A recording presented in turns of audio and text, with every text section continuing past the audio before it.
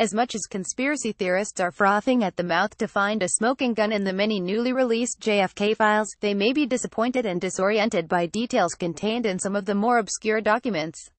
Here are just a few of the highlights. 1. J. Edgar Hoover wore women's undergarments. Most people know that. Most people attribute that to a fetish.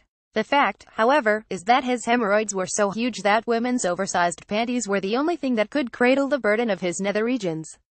As a side note, Burden of Nether Regions was the title of an FBI dossier written by a low-level staffer and intended to be leverage against Hoover should the occasion present itself. That low-level staffer was soon murdered by the husband of his girlfriend. His coworkers considered the murder karma but attended his funeral nevertheless. 2. Marilyn Monroe was actually pretty good with handguns. She once said, "I could kill 6 politicians from 100 yards if I wanted to, darling." But she kept that information on the down low for the sake of her sexy persona and burgeoning movie career. On a side note, some investigators speculated that she may have been involved in Kennedy's death.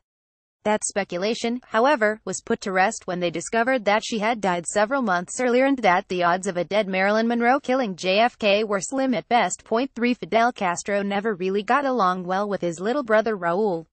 Raul in turn said he'd get revenge, which he did when he took over Cuba about 50 years later, proving the old saying revenge is a dish best served cold.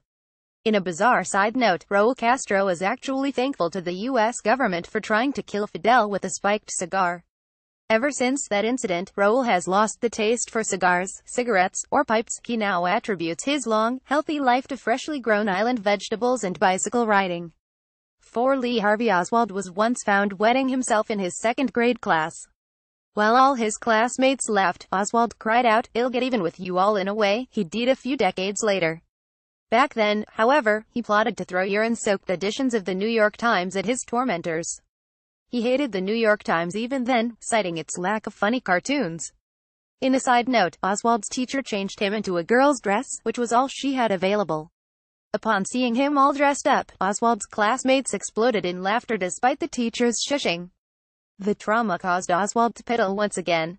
It's perhaps this event which led to a lifetime of simmering resentment, sexual confusion, and long-term anxiety about incontinence. 5. The CIA, known for its high-tech spy tools, apparently lost Oswald's phone number, which had been scrawled on a Hello Kitty notepad. Had the CIA not lost it, one of the agents could have called Oswald's wife, who was willing to spill the beans about everything.